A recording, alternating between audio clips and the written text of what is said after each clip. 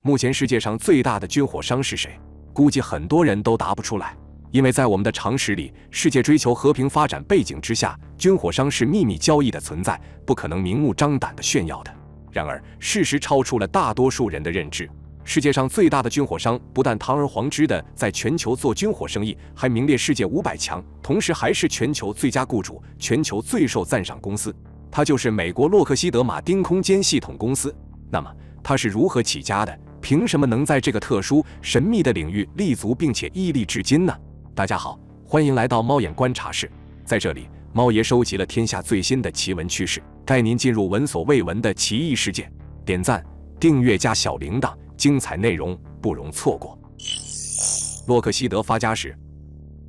估计很多人对这个公司都很陌生，疑惑它究竟有多厉害。如果猫爷列出它研制生产的一些知名军事装备，想必你就会恍然大悟。世界上使用时间最长、服役国家最多的运输机 C-130， 当年横行世界，屡屡侦察中国等国的 U-2 侦察机，美国空军现役最大的战略运输机 C-5， 世界上最成功的战斗机之一 F-16， 当今世界综合性能最佳的战斗机 F-22， 美国核打击的重要力量3叉戟潜射弹道导弹，在这次俄乌战争中援助乌克兰的 M142 自行火箭炮。众所周知，美国的国防预算长期在全球各国中遥遥领先，而洛克希德马丁公司则坐拥美国军方每年采购预算巨额订单。而且，洛克希德马丁公司还和全球几十个国家开展军火业务，在全球多地设有合资公司、办事机构等，由此控制着世界防务市场40%的份额。例如，长期以来，洛克希德马丁公司也是中国台湾最大的军火供应商，军售项目包括 F-16AB、MLU 战斗机、P-3C 型反潜机、爱国者3战术导弹等。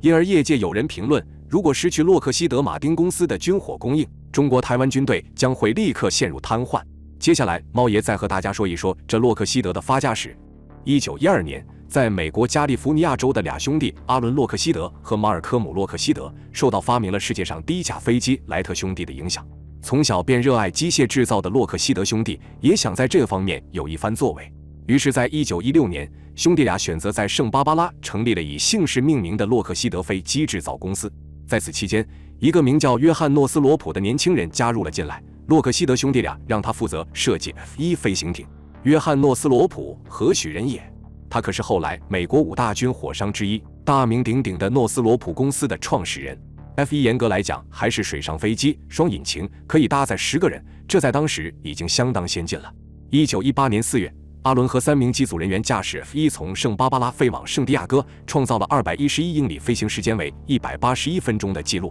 这在当时引起剧烈轰动。美国海军当即拍板决定买，前提是要将 F-1 改造成陆上飞机，用来作为远程轰炸机或运输机。然而，战争在 F-1 完成改造之前就结束了，这就很尴尬了。军用不成，那就改民用吧。兄弟俩继续将 F-1 打造成了观光飞机。这时候的洛克希德已经名声渐起，甚至连比利时的阿尔伯特国王和伊丽莎白女王也都坐过他们的飞机，电影工厂也都纷纷租用洛克希德的飞机拍电影。1919年，雄心勃勃的洛克希德公司开发出了革命性的单座 S-1，进入小型民用飞机市场，旨在成为穷人的飞机。S-1 采用创新的磨压胶合板单体壳机身，机翼可折叠，发动机也很强劲，售价仅为$2500。但兄弟俩忽视了一个现实：一战结束后，大量的军用飞机已经没了用武之地。美国政府开始以极其低廉的价格将大批军用飞机抛售到民用飞机市场，价格有多低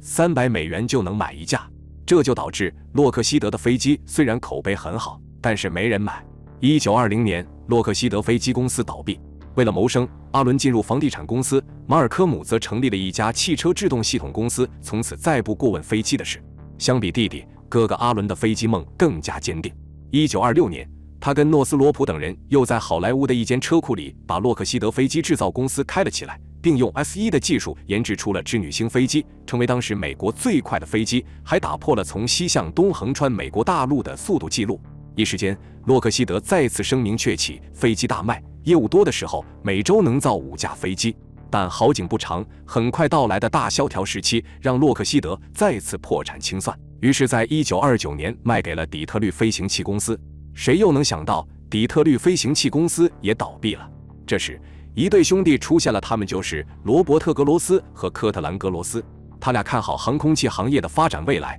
并且看中了底特律飞行器公司的核心资产洛克希德。于是，格罗斯兄弟慷慨出资，成为底特律飞行器公司的新主人，并且把公司名字恢复为洛克希德公司。从此之后，命途多舛的洛克希德走上了另外一条发展之路。谁都不会想到，一家小作坊式的民用飞机公司，在日后会成为一个飞机帝国，成为一个影响美国甚至世界的军火商。世界最大军火商。1931年揭开了第二次世界大战的序幕，战争的影响很快蔓延全球。战争必然需要大批军事装备，格罗斯兄弟看准这个商机，毅然投下巨资，研制生产了几款战机，在当时都备受青睐。例如 P-38战斗机，这是一款双发动机加双尾眼机身结构的高速拦截机，具备对地攻击、轰炸机护航及夺取空中优势等性能。还有 L-11莱克特拉型双发动机运动机，生产第一年就销售了40架，而且它还成为英国皇家空军和美国军队服役的哈德逊型轰炸机的原型。随着美国成为二战的主力，对战机的需求量也猛增。由此，洛克希德公司不断接受军方的大额订单，业务繁忙，工厂夜以继日加班加点，共计生产了近2万架军机。这次战争豪赌使得格罗斯兄弟大赚一笔，也使得洛克希德在世界军工界成为知名品牌。随着二战的落幕，洛克希德公司面临着出路问题。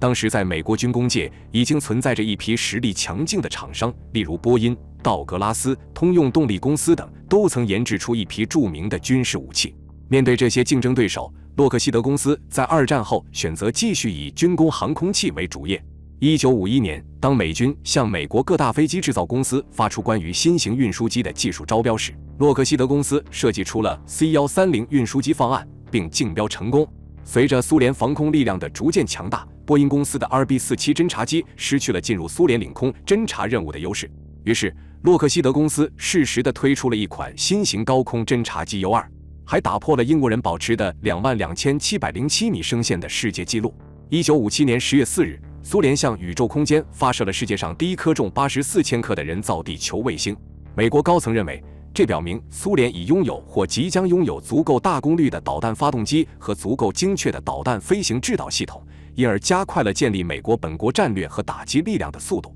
于是，洛克希德公司参与研制生产了 UGM-27A 导弹，这是一款海基型中程弹道导弹，是美国第一代潜射弹道导弹，既可供水面舰只使用，也可由潜艇水下发射。这不但是潜艇发展史上的又一突破，也是战略核力量的又一次转移。在 UGM-27A 的基础上，洛克希德公司研制出了升级版的第二代中程潜射弹道导弹 UGM-73，具有更远的射程和更强投掷能力。随着苏联核力量的逐步增强和海军反潜能力的提高，为了配合美国海军的水下远程导弹系统计划，洛克希德公司在70年代研制出了第3代前地弹道导弹3叉戟，并且在80年代升级到3叉戟2型。自此，它成为美军3位一体和打击手段最重要的一环，也是美国海军最重要的海基核威慑力量，并服役至今。在美国大力发展军工业的战略背景下，这些厂商之间的竞争日益激烈。为此，洛克希德公司也在不断扩张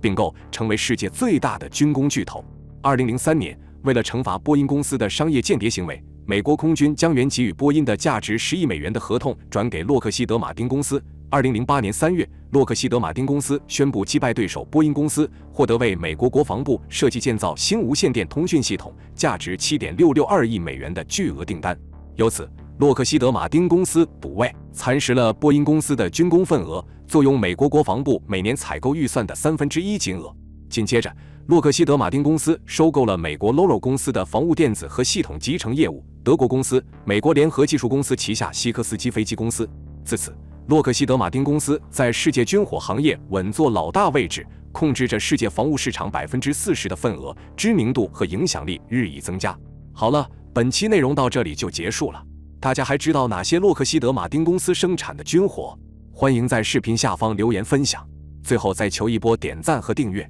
如果你喜欢我的影片，千万别忘了按下小铃铛，这样才不会错过接下来的精彩影片。我们下期节目不见不散。